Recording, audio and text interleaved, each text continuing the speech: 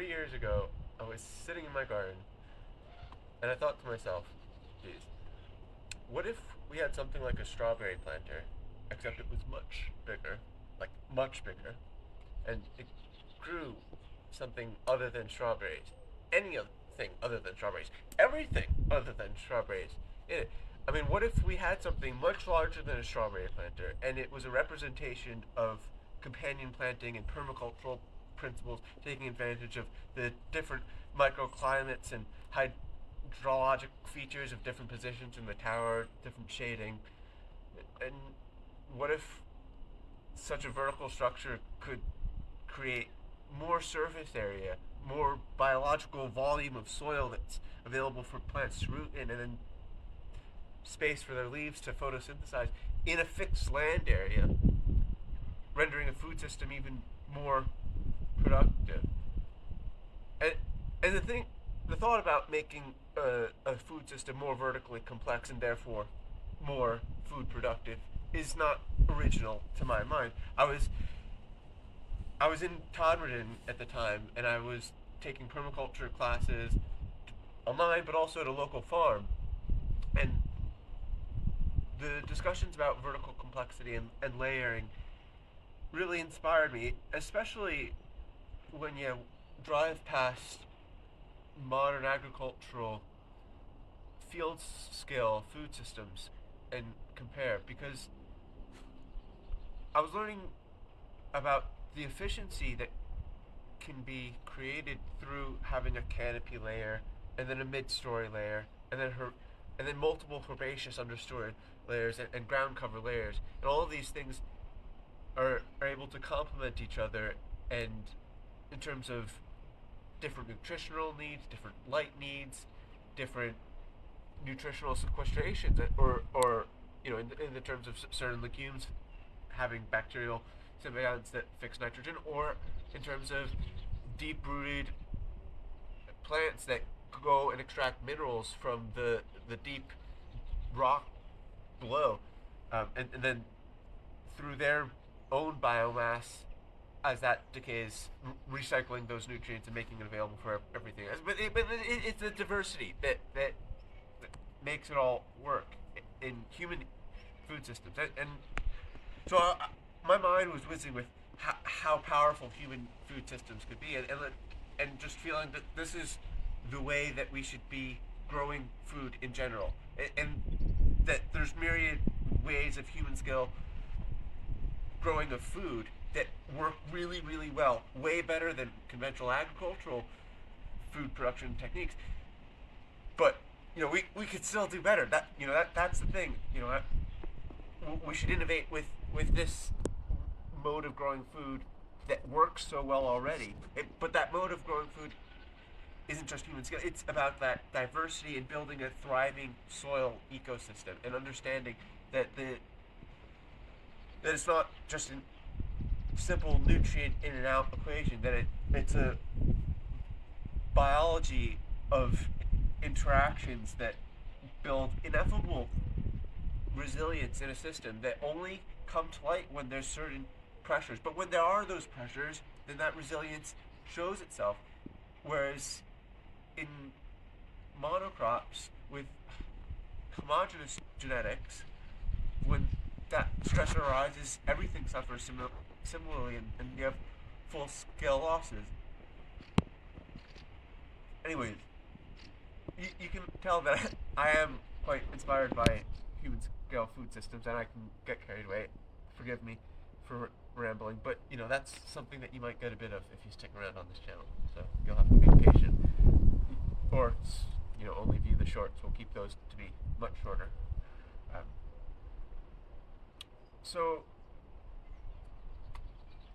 there were my thoughts at that period of time. So I was telling you about how I was studying permaculture at the local farm and hearing from people who were growing food in their own gardens about how productive their spaces were, especially when they compared them to modern agriculture. But then I would go home and talk to my wife about these conversations that I'd had, and she would say, well, now for context, she's had a very rigorous ecological education. She did her undergrad at Cambridge, and now she's a professor, a lecturer at Durham. So she knows what academics know what about ecology, and so I would go home and tell her about how productive these sustainable ecological food systems were, and she would say, "No, wait, that's not what the literature says. The literature says sustainable food systems are terrible for biodiversity, and that in terms of land sharing, land sparing, the intensification route really was a net benefit." And so these conversations, I mean, that we had really highlighted an issue that there was this tension between what was happening in people's gardens in real life that was actual biological possibility because it was real and happening, and what the science knew that had done rigorous data collection and comparison and statistical analyses. And on the one hand, the literature scientific analyses showed us that sustainable ecological growing was bad for the planet in some, or at least worse than intense, input heavy conventional agricultural techniques. And then on the other hand, we have the biological possibility. So how do we overcome this? And why is there that tension? And so when you start to pick it apart, there's a couple of things at play. One, the scale of sustainable ecological food system that is looked at in the literature is actually, it's you're lucky when it's down to 12 hectares. And 12 hectares is freaking huge. Run across 12 hectares 15 times you would have to an hour if you're a proper market garden, and tell me that's human scale. That's not human scale. You need a tractor to do 12 hectares, unless you're, doing livestock on it. But so the scale that scientific literature had in mind when it looked at sustainable agriculture actually wasn't all that sustainable or ecological. It turned out it was still really mostly monocrops and large-scale agricultural techniques, just without the inputs, and as a result, those systems end up being a lot less efficient. But they're monocrops. It's not ecological growing if it's a monocrop, so it's bound to fail. But at the same time, where humans were growing in their gardens, or in their allotments, or on their small holdings, it's spatially fragmented and diffuse, and it's really hard for research to extract information from all of those different sites. And so there's just this missing volume of data of human scale food productivity, but it works and it's there. And so my mission was to spend time trying to make human scale food systems more prevalent and also more productive. And so there comes my musings for soil-centric vertical agriculture, because one of the rules to innovation for food systems is that it needs to be ecologically grounded. And we have to be looking at things that happen in nature and then harnessing those things and using those things to our advantage. No-dig works so well because it is that. Naturally, there's leaves falling down, whether it's from the trees or from dieback of the plants above, and that mulches and turns to compost and fertilizes the soil. This is a natural balance. But you zoom out a little bit further and you look at those wild landscapes, and it's actually something topographically incredibly dynamic.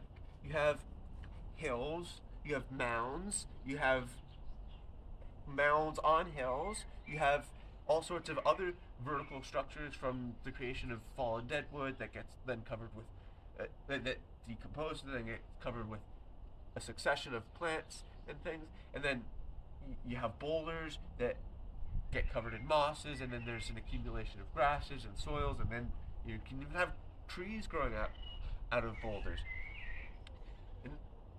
In Todmorden, that's where my wife is from, and that's where I spent all of my time learning about food and foraging and connecting to the ecosystems in this country. Uh, it's a valley bottom, and the valley walls are very steep, and shade is abundant. But even in the north-facing gardens at the bottom of the valley, people grow food, and every morsel of light that there is taken advantage of. And plants do this on their own in the wild, in this neck of the woods as well. Wherever there's a stone wall or a wood dike or something like this that's been around for a couple hundred years, of which there are abundant structures, there's a myriad of plants that grow from the lime mortar oftentimes. And it's, you look closely, it's stuff like cow parsley and angelica and dandelion and herb robber, and sometimes you see nettles. But 9 out of 10 times the plants growing from these sheer vertical plains are wild foods. And it's just one world of vegetative abundance with the vertical plains filled with leafy food. It's quite a world to envisage. And so, what if we took this wild topographic dynamic and harnessed it a bit in our food systems? I mean, if there's just these poor soil, I mean, it's usually lime mortar or just like a physical structure that then is then connected to some soil far behind that the roots of the plant are able to go through the wooden structure and then anchor into this soil bank behind, and they've just peeked out through that crack in the wall. But the conditions from which plants emerge in the vertical plane are absolutely inspiring.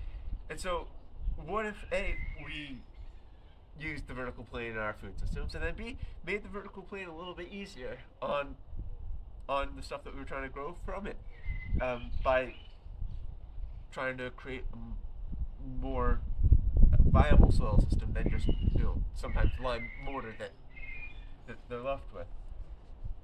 And so soil-centric vertical agriculture musings in my mind emerge. And so we have this strawberry planter and this ambition of making it much bigger and having a diversity of plants growing out of it in my mind. But I had no idea how to build this thing. Like, what material should I use? What should the actual scale be?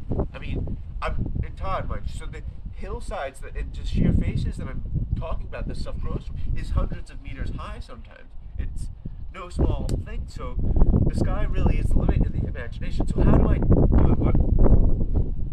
Where do I go from there? So I had those ideas just sitting there, turning in my mind, but I was excited to explore it, and I didn't know what to do next. But I ended up actually at a market garden in Sussex, just a little bit less than 3 years ago, and I had a really incredible experience seeing firsthand and participating firsthand in what a human scale food system, the market garden, entails. And one of the things that I learned was that the movement of a human through that system is really important to the design, because when you're harvesting or planting out, your physical ability to move is the underlying factor in efficiency of the whole operation, and that's what you've got. One of the things you've got to compete against modern agriculture is you've got big tractors that can cover the entire field at a time, and so they're able to use a higher percentage of the land that they're cultivating to sow directly into it. And as a human, you have to have paths. Otherwise, well, if you don't have paths, then you just end up trampling some of your crop. And that's what happens. The paths are forced. And so, oftentimes in a market garden, we're trying to have that fine balance between maximizing the growing space and retaining the efficiency of movement. Um, so, but it's a hard line, and if you accidentally look to optimize the growing space a little bit too much over the edge, and then you end up undermining the efficiency of movement through the system. For example, if you have a defined bed width that requires planting in space of 5 or 10 centimeters, but you don't plant it in 5 or 10 centimeters, and then you do that for all of the beds, well, that ends up being 20 centimeters into a path. But if the path was 40 centimeters and you've cut out 20 centimeters of the path, then you're damaging the plant. It's really hard to not damage the plants as you move, or you move slower, you do damage it. It gets messy. But this isn't something that can't be overcome. You just have to get that balance right. But anything that can aid in that efficiency of movement, if without losing in that efficiency of growing space, could be quite useful. It was really interesting having these spatial and movement dynamic contemplations while I was working there. Unfortunately, I didn't find the answers in terms of how to construct these towers, or what to make it out of while I was there. I was hoping that there would be people that would come to me with the answers and say, "Oh, it should be made out of this, and I'll do it for you," and you just put the plants in. But we didn't we didn't get that far, and unfortunately the relationship came to an end. But just 3 days before it did, it was a Monday that I left, and on a Thursday, something happened to me that ended up changing the course of the next 3 years quite substantially. My toe entered a state of immense pain, and I'm pretty tough, so I thought that was fine, and I went home, and after the 8 days, the 8 hours, 10 hours in the field, whatever, I did go home and I went for a jog on the Thursday, and then on that Friday, and then over the weekend, I ran. I was in a lot of pain, but I was also a bit stressed out because things weren't going so well with the relationship with the employer, and I didn't know if I was gonna continue to be able to work for them come that Monday. So I needed to go for a run. So I did go for like 20-30K worth of hill running that weekend with the toe pain. But it was, it's just like, you're in a bit of toe pain, you just going on. But yeah, so then that Monday, they indeed weren't able to continue employing me, or I wasn't able to. It's messy and unfortunate, and there were misunderstandings. We'll leave it at that. But yeah, so I left on Monday, and it was quite a loss because it was really a lifestyle that felt right. Being outside, working hard, growing things all day long, and every drop of light of the day there was, that was great. That's what I wanted to spend my time doing. But yeah, I was back home licking my wounds, trying to figure out what was next, and I was still in a lot of pain, and it was like bad pain. I couldn't sleep, I couldn't put pressure into it, and yeah, it was. I was continuing to just like eat the pain and wait for it to get better. I spent like a couple of weeks not doing anything, just like waiting for it to get better, and it didn't. So then I did go to the doctor, and they were like, "Oh yeah, that's tendonitis. Just do some stuff and it'll go away." And it didn't. And I kept going back to the doctor and saying, "Look, this is really, really bad. It's not going away." And days, but you push through the pain pretty easily, for a couple of days, few days, a couple of weeks. But like after weeks of agony, the capacity to just eat, to push through and enjoy, like do things in life, definitely was being eroded. And I wasn't sleeping. It was really bad. I tried to explain this to the doctors, and I went to private healthcare professionals as well. I went to a teaching hospital as well, and everybody was just sure it was tendonitis, and so there was basically strengthening exercises to do, and I did them like a motherfucker. Like, I spent like hours and hours and hours a day just like pulling the toe in with the rubber band, just there, pulling the toe in, straighten that toe, because that's the one thing I can do. That's all I can do to get through this. And like I would go to the doctor and I would tell them I was in agony. Like I can't, like, I'm waking up 3 times a night to take more ibuprofen and acetaminophen, and I'm taking all of the like pain meds and pain gels during the day that I can manage. But yeah, just they told me not to worry, and I told them no, I am worried, and you should be worried too. Anyways, it turned out, well, yeah. So this just was going on, but I have this idea in mind of trying to grow from the vertical plane to create soil-centric vertical agriculture as it is now, and I needed to move it forward, and so this was something that the toe thing was something I was dealing with, and it was definitely undermining me every step of the way, and because it was told, like they told me it was tendonitis, and so I told myself that's what it was, and the fact that I wasn't able to do more with myself each day, I definitely counted as an immense personal failure, and it frustrated me, and it's like this is something so important because having an accessible human scale food system more abundant in the world can really make the world a better place. And this is an important message that I've come to realize that I need to share, and I haven't shared it nearly loudly enough. Other people have communicated it, but I should be communicating it as well. I should be telling people every day, look, you can get so much more food out of a very small amount of space without any synthetic inputs or poisons. And there's a lot of ways to do it. This isn't the only way I'm talking about. So I was able to eventually come up with this idea, though, of using whiskey casks. I don't know where it came to.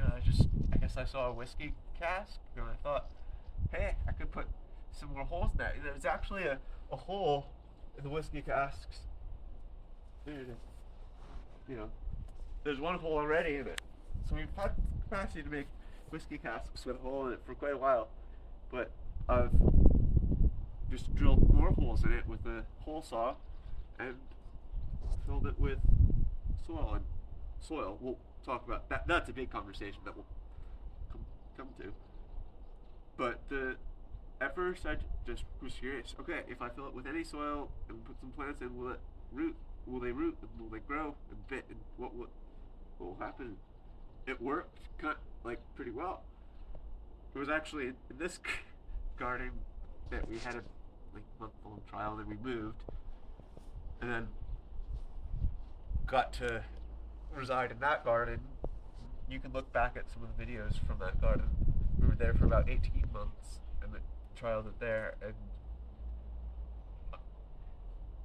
I definitely wanted to trial this thing before I tried selling it to anybody. But after a year of growth, I was really, really impressed and confident that this thing is worth having. I mean, it's so worth having that I've got we've got 3 double cask towers and 4 or 5 single cask towers here. And it's the coolest thing that you can have in your garden, I think. But yeah, so definitely needed the period of trialing it. There's more that I could have done with my time, but once I finished trialing it, I was ready to be a salesperson in my mind, or at least that was my next step in business. This thing works, this thing's beautiful. Now we, as one person, have to now go knock on lots of doors and get people to be willing to pay money for this in a way that you can make a little bit of profit, so that you can extrapolate that to a year, or maybe you have to do it for a whole year, so you have a year's worth of earnings to show it, and then You can say, look, this is earning potential done like as an absolute novice, not doing what I was doing in terms of sales or business modeling. And you know, boom, 50K income in a year. This is great. Let's get some investment. Let's employ 100 gardeners and get in 100,000 gardens. 10 gardens a person. That's totally reasonable. And, I think that the economics are there, but I can't expect anybody to invest in something like this before I've begun to demonstrate its viability in terms of the business side of things, in terms of people's willingness to buy the service of a human scale, of a gardener of human scale food systems, and also potentially this product. So, yeah, I really wanted to go knocking on doors, but I was in so much pain I couldn't get over. Not like I was just in so much pain when I walked, and I couldn't get beyond that. Eventually, I got a offer to do a PhD at Durham, where I'm investigating human scale food systems potential, and looking at as they are ecologically two-dimensional growing techniques, like on the ground, like no dig style, and we're as well as 3D growing systems, and looking at topographic dynamics effect on productivity in a fixed two-dimensional area as well. It is very exciting, and it's an incredible opportunity. But I came to the GP, just for yet another opinion, and well, they thought that actually it was an ingrown toenail, and so all those exercises that I was doing, I was just like digging the ingrown toenail further and further. I'd already dug out the nail for the most part, so it was like pretty far back already where it was ingrown. You couldn't see it. But yeah, so apparently I was just grinding into that, and that was what was wrong. And so they took that out, but that kind of went wrong, and me they the bone ended up getting damaged by the anesthetic injection, and yeah, I was in a lot worse pain actually for like 2.5, 3 months. But fortunately, that ended up leading to more X-rays and an MRI, which revealed that actually my biggest problem was a flesh-eating bacteria in my toe bone. So osteomyelitis, as it's called.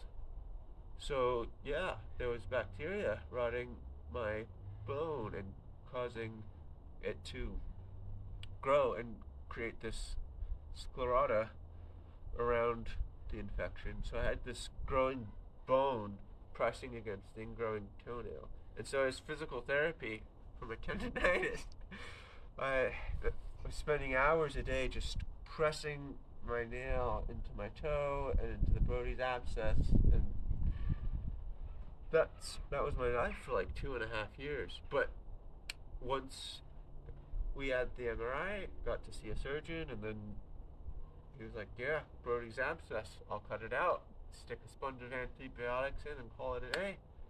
And yeah, they cut it out in April, and like, boom, that was like the day of the surgery was the first day in pretty much 3 years where I wasn't in agony all the time. And then I still took acetaminophen and paracetamol or ibuprofen to sleep that night, but I didn't need it. Like I wasn't in pain. I didn't think I needed it. Same thing the next day. Same thing the third day. Fourth day, decided not to take it. Didn't need it. I hadn't gone a night without taking it. Taking pain meds like 3 times throughout the night in years. And not to mention how much I had been using pain meds all day long. This was just like complete end to the. It's hard to explain the change that just happened in an instant. And after the surgery with the ingrown nail had gone so poorly, I was really expecting the worst. I didn't think that I was I thought I was expecting to be in a lot of pain after the second surgery. Like I was really nervous about that. I was not because I was just unable to walk for 3 months, and that should like an ingrown toenail. If you told me you were going to yank it out with pliers, I wouldn't have expected to need 3 months to recover. It was I was really nervous about how having to spend that time recovering again, but the pain just wasn't there. Still isn't there, and so yeah, that that's like a huge weight off my shoulders. Except it's actually a very small weight, the size of the Brody's abscess off of my toe. Um, but here we are now, recovering and trying to get back to the plan of bringing this into the world. Oh, I should tell you. Okay, so last year, when I started this YouTube channel, um, just because I was like pretty excited. We'll do some editing and we'll get some cut that and stitch it together. Um, Last year, I as I gained more confidence in the viability of this as a spectacular food productive garden feature, I started the YouTube channel. I was absolutely like raving mad in pain, so please forgive like any strangeness. Although like I am a bit weird, so it's more to come. Um, but yeah, I started this YouTube channel to start trying to share the idea with the world.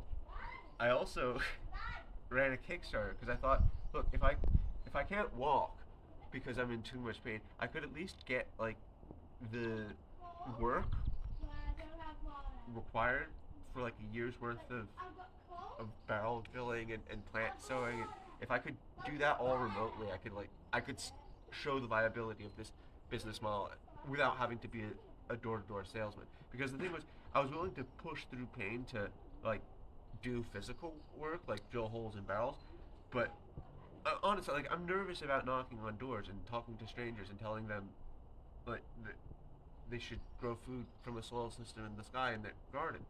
And you know, I've not done that before. Social anxiety alarm bells go off, and the fact that I was just raving and frothing in pain the whole time really just I wasn't those two things. I just couldn't get over it.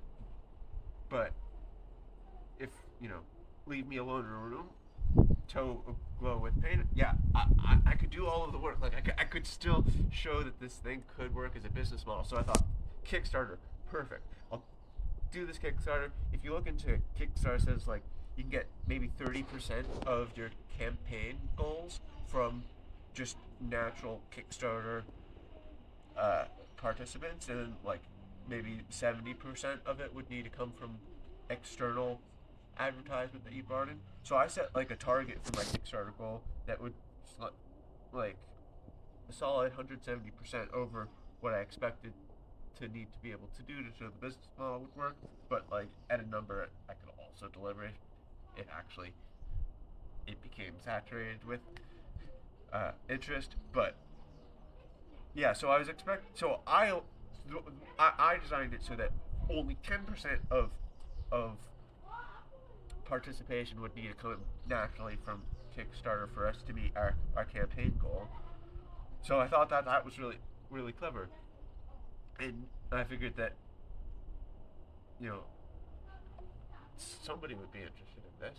So yeah, I had a YouTube. I created the YouTube channel and I posted every day, sometimes a couple of times a day for 2 months straight, and I messaged everybody that I know in this country. Like literally, there aren't that many people, and it was a pandemic, and I was reasonably antisocial. Maybe I didn't make the best weight. Like I didn't connect with people as well as I should have. I don't know, but I did interact. Like I reached out to everybody, and about this and about the Kickstarter, and about how just trying to spread the word, but that really didn't create any momentum whatsoever.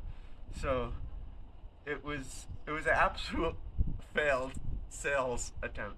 But like the first, yeah, I couldn't have expected the Kickstarter to have failed so miserably. But it's okay because now it's just like a really easy example of an obstacle to overcome, because there's so many other obstacles that have been so much harder to overcome.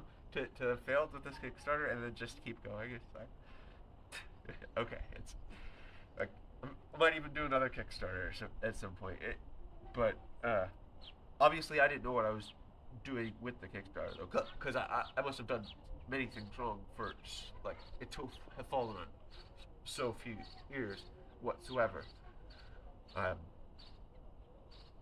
I tried to, I wanted to do an installation like this in Charles Dowding's garden just before that Kickstarter went live, so that people would see it, and that that would that they would, you know, it would help create a little bit of momentum there. But the timing didn't quite work out. But I, like for the Kickstarter, but I got to do an installation in his garden, and that was a really exciting experience meeting with him. We had some really interesting conversations about soil, which I found to be incredibly useful. So when I had come to Dowding's garden, I had been growing in the compost that I had access to. I'd been buying back the compost. The first year I had gone in just peat-free compost that I could buy, and had some really poor results in some ways.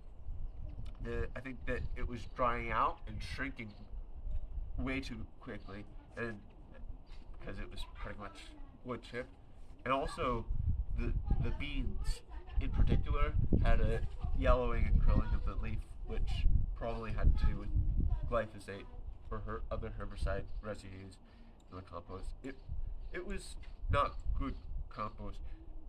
Fortunately, I had only done one tower like that, and then I was able to use other growing substrates for other towers. Um, I played around with filling it with a mixed, non-decomposed core, like unrotted compost on the inside, just as a way to save space and kind of like a fun thing to do. But that stuff does rot down really, really quickly, and then you have a pretty rapid volume loss that isn't quite ideal. I think that it just works better if you compost separately and then top up with the compost that you make at home. Uh, yeah, rather than having a core of unrotted compost. But yeah, I played around with different things like that, but it was all very high in organic content, the cores that I was using, and they would shrink as a result. So the like carbon richness encourages a high fungal richness in the population. And fungi are great and really important to soil ecosystems, but the ratio that's ideal for sort of things like hydrology, but for proper water retention over time, I just think that it was shrinking and expanding and using too much water, because fungi do use more water than more bacterially dominated soil. So I was musing in my mind, how can we increase the inorganic ratio in the soil column? Can we add clay? But I was still calling it a soil column. I was filling it with compost and calling it a soil column. And when I met Dowding and we were talking about it, and I was telling him about how I was struggling with like this carbon ratio and like finding a way to increase the inorganic content there, he pointed out that a really important difference, and that's the difference between compost and soil, and that's their organic content. When I say organic, we're talking about carbon. And so soil, that's in a really, really carbon-rich soil, it's going to be 10% carbon at most. It's like 5% carbon soil is a carbon-rich soil. You see soils that are less than 1% carbon sometimes. Compost, that's 80 to 90% carbon. So I was filling the towers with compost and calling it soil, and as a result, you have this like, and compost, it's fungally dominated, and it's really rich, but it expands and it contracts and it changes sizes really quickly. So it's not the right thing for this. We need a more stable volume, and that's because we need soil, and so when we set it up at Homemakers, Dadding suggested using soil. He had soil. He made soil. So we used soil, and we used some compost, and we also used rock dust, which is something that he introduced me to, which is basically just crushed rock. It's a byproduct of um, most quarrying operations. You don't need to get the rock dust that's like special volcanic rock dust imported from somewhere else. Just regular rock dust is fine. And so it's generally a particle range of sizes from 0 to 6 millimeters. So having that range of particle size is really important. You have larger particles that help with hydrology in terms of the actual flow of water moving through, but the smaller particles, they bind with organic molecules in the soil and create like these larger clusters, if you were, clumps of inorganic and organic things bound together. They attract each other with their intermolecular forces, but those clusters can actually hold quite a lot of water, and so you have particles that are helping water flow, and you have particle sizes that are binding with organic particles that are helping water be held, and you have fine particles that have quite a large surface area to volume ratio that are more easily penetrated by the digestive enzymes of plant roots and their companion bacteria and fungi. So the grano dust is actually quite a useful shortcut to having many of the qualities and inputs or traits of actual soil, that well-graded particle range. So that was, yeah. Sorry, I'm getting distracted by voices in the background. But yeah, so the rock dust was a really exciting discovery, because soil is great, but it's hard to make, and it takes a long time to make. And in terms of gardening business, I need to have materials that I can easily bring to people's gardens and install it with. So I mean, if I can find access to good quality topsoil that isn't classified as a waste and have barriers of regulation that prevent its movement, soil probably is the best thing to fill a tower like this with.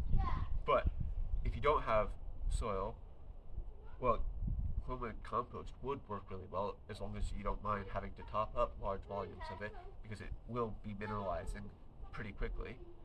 But if you want to be able to just have a quite stable soil volume with stuff that you can buy and then mix together, well, that combination of compost and grano dust is actually quite a good one. And so grano dust in this country is generally from granite rock. You can also get something called lime crusher, which I haven't played around with yet, which has a slightly larger particle size range, but it's a more soluble rock than granite. So I think that it could potentially be ideal to mix a bit of grano dust and a bit of lime crusher as your mineral component with the compost. So in this garden, I've begun playing around with that. So over there behind you, we'll feature in some future videos, or maybe we'll pan to a shot. We'll insert one here if I can figure out how to edit such a thing. We have two towers that have different rates of grano dust to compost in it. Basically, one has a shovel full of granite dust for each bag of compost, and the other one has 2 shovels of granite dust for each bag of compost. And to be honest, they're both really productive. In terms of how the plants are performing and how it's like how much growth there is, I can't tell the difference. They're both doing really well. So it leaves me to think that there's room to have even more granite dust as a component. Um, they were mixed with soil, those towers. So those towers have the soil. So we had this garden for 18 months back in Todmorden. That's the one in all the videos until now. And those towers, we had to move here. So all of that soil I had to take out of the towers and move here. And so I used that soil, mixing it with the granite dust. But it was only 18 months. It's not quite soil. I'm calling it soil, but it's not quite soil. It's in between soil and compost. It's 18 months old, had roots really fully colonized through it, but it is much higher organic ratio than it would be if it had still started as pure compost, but then had 3 years or 4 years or 5 years to develop. Here, this one is a similar ratio of granite dust to compost, but this is actual compost in here, fresh from back. So yeah, we after that initial our experience with the cheap peat-free stuff, we switched to a local compost supplier called Moreland Gold, or All Grows Supplies. It's a really great product because they take the stuff that gets filtered out of the reservoir deposits. So you have in Todd and throughout Yorkshire, you have reservoirs at the tops, and then water from there gets sent down to the civilization below, and it gets filtered as it's going down. And these filter beds catch lots of sediment, which is basically pure peat. And that sediment, at one point in time, was going to a landfill. And eventually, some bloke came across them taking it away and asked for it for his garden, and then Moreland Gold was born. And yeah, when we were in our last garden, they were located 8 minutes up the hill from us, basically. So we had a great relationship with them, and it made me really happy to use a compost that was so locally intuned as well. Yeah, they're what they call topsoil is a blend of just that peat. I call it peat. It's not like dredged peat. It's the filtration bed, but it is peat. That's like the composition, and locally sourced wood chip in it. So that's a really high organic content compost, but it's a really good quality compost as well. Very, very fine. The texture, there aren't very big particles in it whatsoever, and it does hold on to a lot of water really, really well. So that was the plants loved growing in that, but it did still shrink quite a lot in volume when I was just using the compost alone. And so now in this one we've got a mix of the granite dust with compost, but it shrunk. Maybe it went down an inch or so over I set this up in the winter and or in the fall. I don't remember what it was. I was in pain. Yeah, sometime in the fall or winter, but it did subside a reasonable bit. So I'm keen to increase the ratio of granite dust in the system.